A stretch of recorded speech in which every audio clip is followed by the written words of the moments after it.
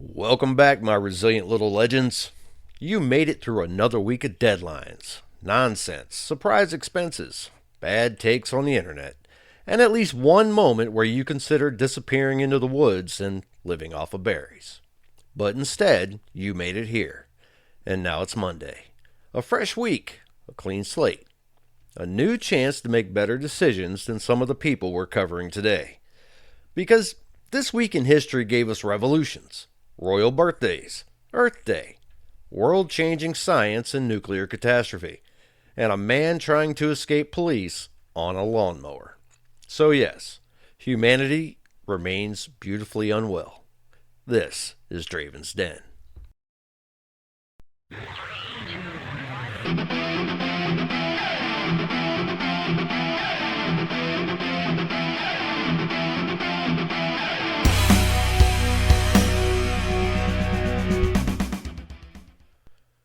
April 19th, 1775. The first battles of the American Revolution erupted in Massachusetts. British troops marched to seize colonial weapons. Colonial militia said, try it. Before sunrise, Massachusetts was quiet. The roads were dark. The fields were still. And somewhere in the distance, the sound of horses carried a warning through the night. Paul Revere and William Dawes rode hard through the countryside, alerting towns and farms that British regulars were marching from Boston. Their mission was clear. The Crown was coming to seize colonial weapons and arrest rebel leaders like Samuel Adams and John Hancock. By dawn, 700 British troops entered the village of Lexington.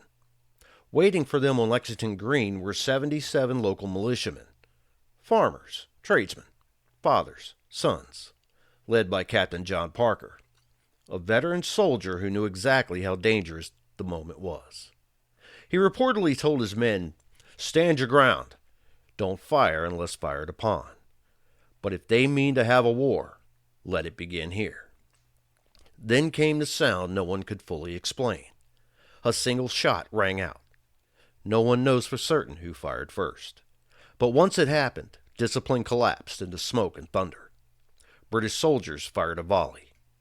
When it ended, 8 Americans lay dead. 10 more were wounded, and the ground at Lexington became sacred soil. The British pushed towards Concord, expecting to seize hidden supplies. Instead, they found that much of it had already been moved or destroyed. The countryside had been worn too quickly. Then, at Northbridge, around 400 colonial militia faced British troops again. This time, the order came for Americans to fire, and they did.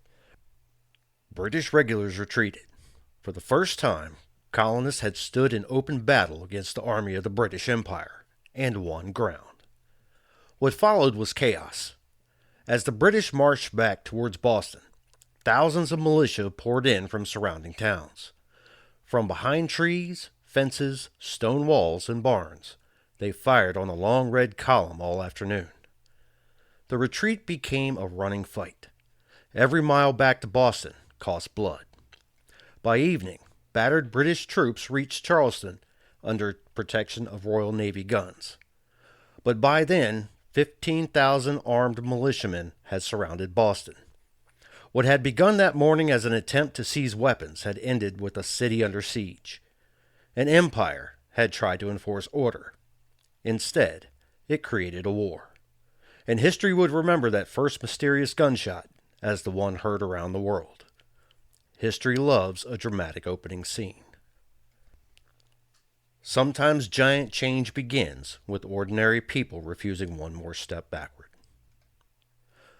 April 20th, 1912. Boston woke that morning carrying grief.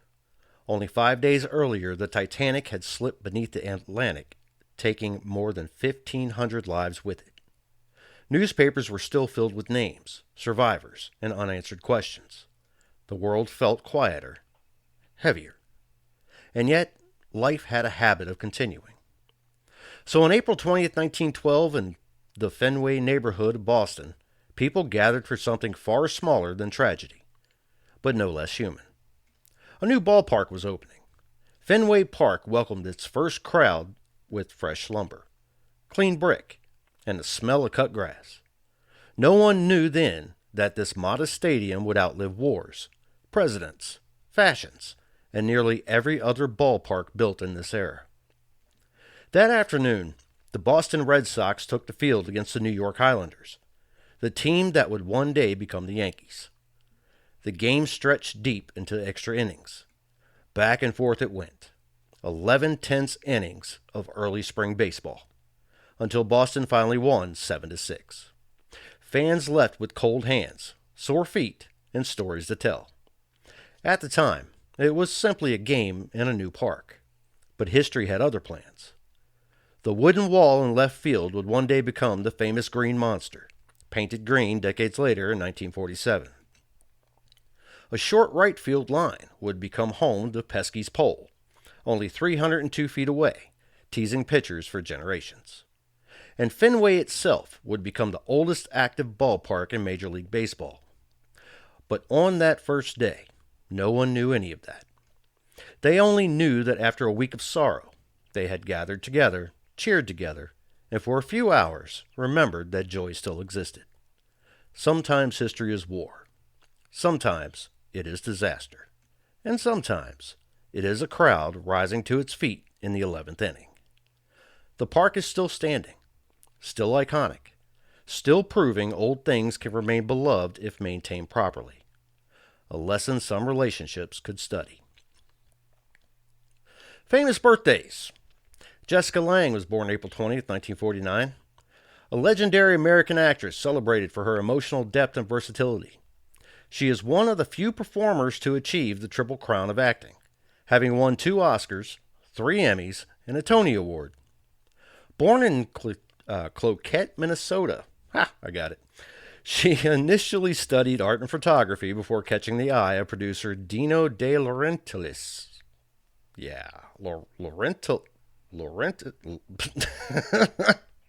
Okay. She earned a Golden Globe for her role in the 1976 King Kong remake, secured 2 Oscars for Tootsie and Blue Sky, and achieved her rare dual nominations in 1982. Gained critical acclaim for American Horror Story and secured a 2016 Tony Award, completing her Triple Crown. Living proof that grace ages better than trends. According to legend, Rome was founded on this day, April 21st, 753 BCE. From the beginning came roads, law, military power, engineering, and many cautionary tales about ego. Long before Rome ruled the known world, before the Colosseum, before Caesars, before marble roads stretched across continents, there was only a hill, a river, and 2 brothers who could not agree. According to legend, Romulus and Remus were twin sons of Mars, the god of war, and Rhea Silvia, a Vestal virgin. Their birth was dangerous, their bloodline threatening, and so they were cast away, set adrift on the waters of the Tiber River, to die. But history loves a dramatic beginning. The river spared them, and there, along the banks, a she-wolf discovered the crying infants and nursed them as her own until a shepherd later found and raised them. From abandoned children to future founders. As the boys became men, they decided to build a city. Then came the oldest problem in human history. 2 people with one vision and 0 compromise. One brother favored one hill. The other favored the other. Words turned to anger. Anger turned to violence. And Romulus killed Remus. He then traced the boundaries of his new city and named it after himself. Rome. A civilization born from ambition, conflict, and blood. Fitting, really. As centuries passed, Romans celebrated this day as Natalius Romae, the birthday of the city. It grew from an older shepherd's festival called Patelia, where bonfires were leaped over for purification and cakes were offered to god Pales. Even empires, it seems, began with farmers. And if you stood in Rome today, you would see parades of armored centurions, public celebrations, museums opening their doors, and lights cast across the ancient imperial fora. Because some cities are places, and some cities become symbols. Rome was never perfect. It was brutal, brilliant, disciplined, corrupt, inventive, proud, and enduring. In other words, very human. And on this day, the eternal city adds another candle to the cake. Not bad for a city started by a wolf story. Queen Elizabeth II was born on April 21st, 1926, at 17 Bruton Street in Mayfair, London, to the Duke and Duchess of York, later King George VI and Queen Elizabeth. She was the longest reigning British monarch, reigning for 70 years before passing away on September 8, 2022, at age 96. She would reign for 70 years. Imagine outlasting trends, scandals, and 14 prime ministers. Some leaders dominate through force, others through steadiness. In 1970, America was noisy with protest, activism, and a generation demanding change. Senator Gaylord Nelson of Wisconsin looked at that energy and asked a new question. What if people fought just as hard for the earth? So on April 22nd, chosen carefully between spring break and final exams, nearly 20 million Americans took to parks, campuses, and city streets for the first Earth Day. They marched, learned, cleaned, and demanded cleaner air, safer water, and accountability from those poisoning both. What began as a national teach-in became a turning point. Soon after came the Environmental Protection Agency, along with landmark laws like the Clean Air Act, Clean Water Act, and protections for endangered species. Since then, Earth Day has grown far beyond one country. It now reaches more than 1 billion people across the globe each year. Because sometimes history is not made from conquering land, but by deciding to care for it. Turns out poisoning your own home has critics. Jack Nicholson was born on April 22nd, 1937, in Neptune, New Jersey. He was raised believing that his grandmother was his mother, and that his mother, June Frances Nicholson, a showgirl, was his older sister. He discovered the truth in 1975 from a Time magazine journalist who was researching a profile on him. He is one of the most decorated actors in Hollywood history, holding the record for the most Academy Award nominations for a male actor with 12 nods. Some people act. Some people simply enter a room and take ownership. Every generation inherits a world. Its character is revealed by what it leaves behind.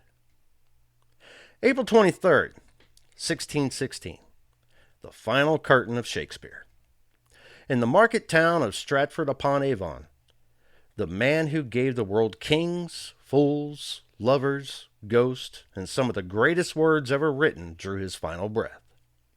William Shakespeare died at 52 inside New Place, the largest home in town. A fitting end for a man whose imagination had built worlds larger than any house. Tradition says he died on his birthday, though no one knows for certain. What is certain is that by then, his words had already begun outliving him. The cause of death remains a mystery. Some later stories claimed a fever after a night of heavy drinking with fellow writers, but history never confirmed it. Shakespeare, even in death, kept a little mystery for himself. He was buried 2 days later in Holy Trinity Church beneath a warning carved in stone. Blessed be the man who leaves these bones alone, and cursed be the one who moves them. And there he rests. The body stayed in Stratford. The voice never did. His words outlived kings, wars, and most school curriculums. That is legacy. April 23rd, 2005. 19 seconds that changed the internet. At the San Diego Zoo, a young man stood in front of the elephant enclosure while a friend held the camera. There were no lights, no script, no editing, no dramatic music building in the background. Just Yoed Karim, one of YouTube's co-founders, casually pointing out that the elephants had really long trunks. 19 seconds. That was it. The clip, titled Me at the Zoo, was uploaded as a simple test of a brand new website's video system. No one standing there could have known that they were opening the door to something enormous. Within a year, YouTube would explode to 100 million video views a day. By 2006, Google bought the company for $1.65 billion. The platform would go on to launch careers, preserve history, teach skills, spread ideas, entertain billions, and occasionally convince people to do deeply questionable things for views. And yet it all began with a quiet moment beside some elephants. No grand speech, no fireworks, just 19 seconds proving that history doesn't always announce itself. Sometimes it just says hello from the zoo. And from that innocent beginning became documentaries, music careers, tutorials, and people eating detergent for clicks. Innovation is layered.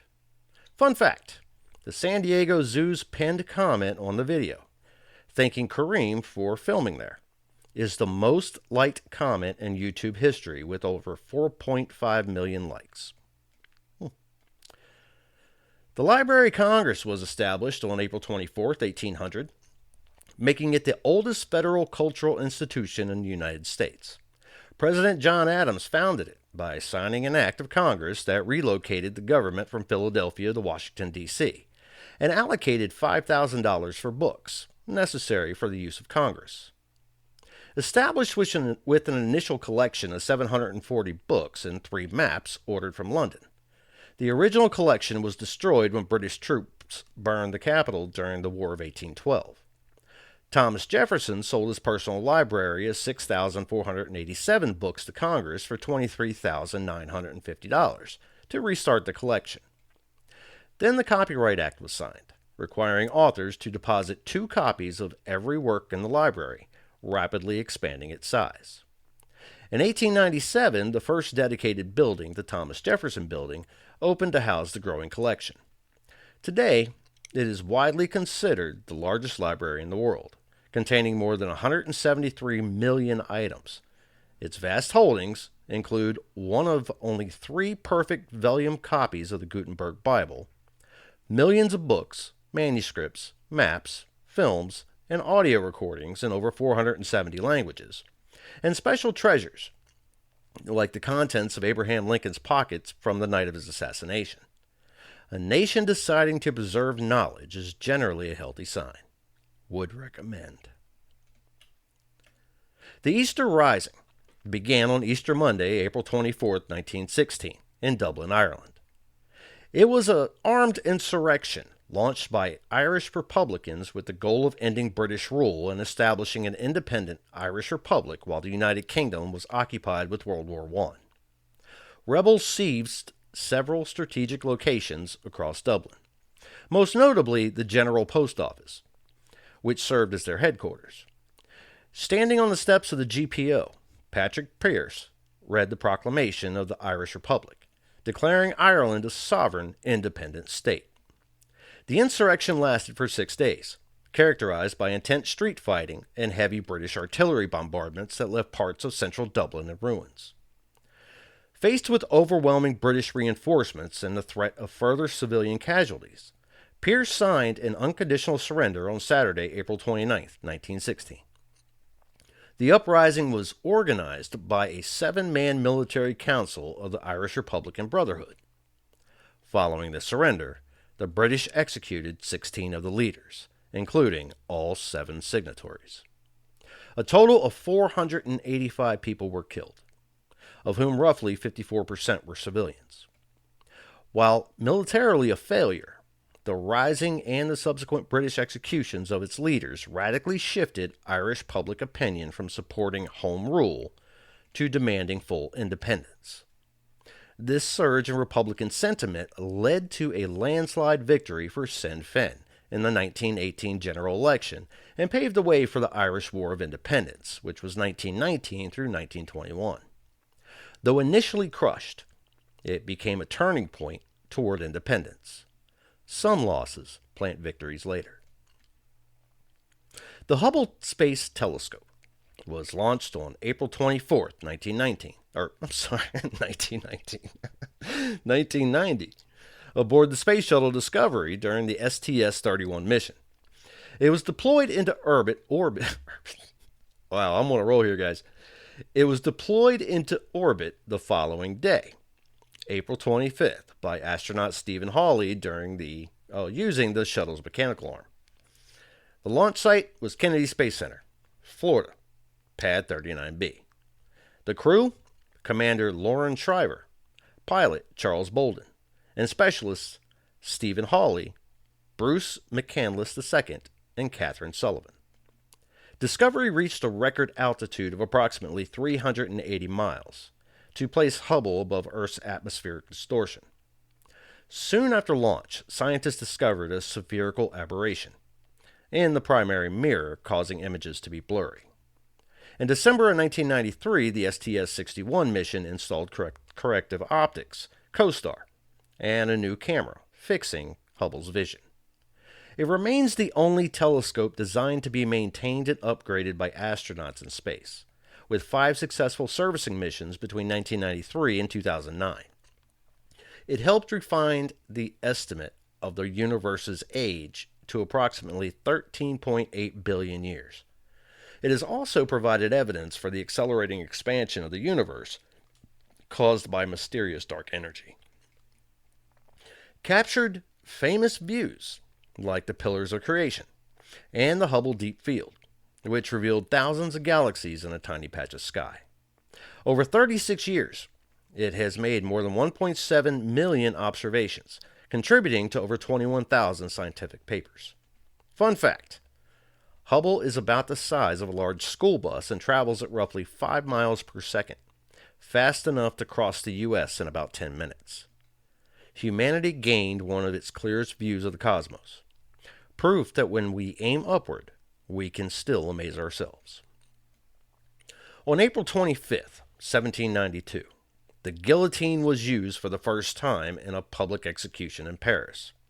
Despite its later reputation as an instrument of terror, it was originally introduced as a humane and egalitarian alternative to otherwise brutal execution methods. The first execution was Nicolas Jacques Pelletier, a convicted highwayman and murderer. Spectators were famously disappointed, though. Used to the prolonged drama of hangings or the breaking wheel, they found the swift clinical decapitation, lasting only seconds, to be poor entertainment. Dr. Joseph Guillotin proposed a device to ensure the capital punishment was swift and mechanical, ending life without intentional suffering. Before 1792, only nobles were beheaded by sword or axe, while commoners faced more painful deaths like hanging. The National Assembly decreed that the guillotine would be the sole method of execution for all citizens. While named after Guillotin, the prototype was actually designed by surgeon Antoine Louis and built by German harpsichord maker Tobias Schmidt. Harpsichord maker. Think about that. Shortly after its debut, the device became the symbol of the Revolution's bloodiest phase, 1793 to 1794, executing thousands, including King Louis XVI and Marie Antoinette. It remained France's official execution method for nearly 2 centuries. The last use of the guillotine occurred in 1977. Yeah, 1977. It's like 2 years after I was born. The capital punishment was officially abolished in France in 1981. Not so fun fact: the blade was initially straight, or crescent-shaped. The iconic angled blade was added after tests on cadavers showed it was much more effective at severing the neck in one stroke. History has always found ways to call horror efficiency. A couple more famous birthdays for that day is Al Pacino. He was born in 1940.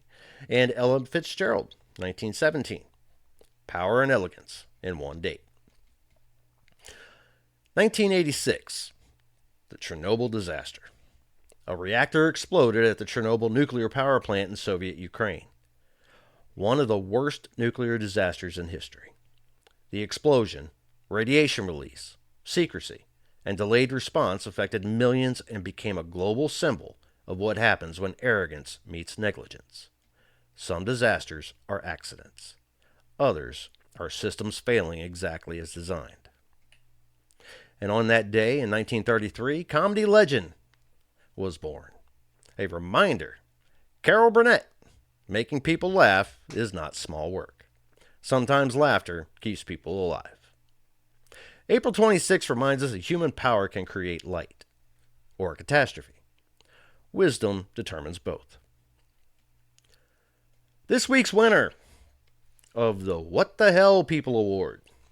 A man attempted to flee police on a riding lawnmower. Not a car, not a bike, a lawnmower. Authorities said the chase reached roughly 8 miles per hour. At one point, nearby joggers nearly passed him. Sir, that was not a getaway. That was landscaping with intention. Before we close, history isn't only wars and presidents. It's your grandparents stepping in when no one else would. It's the family that moved with nothing. It's a sacrifice. It's a survival, migration, addiction overcome, military service, and quiet love that held everything together. If your family has a story worth preserving, send it in. That's what the family thread is for. Because the most important history usually never made the textbook. Send it to dravinsden@gmail.com. April 19th through April 26th reminds us how wide the human story is. Revolution begins. Libraries rise. The earth is defended. Poets outlive empires. Telescopes reach the stars. And unchecked systems poison generations. Human beings are capable of brilliance and destruction, often close together. So as you begin the new week, choose carefully what kind of force you become. I'm Stan Miles, and that's the rest of history. Stay sharp, stay curious, and if you ever run from accountability, please don't do it on lawn equipment. This is Dravin's Den.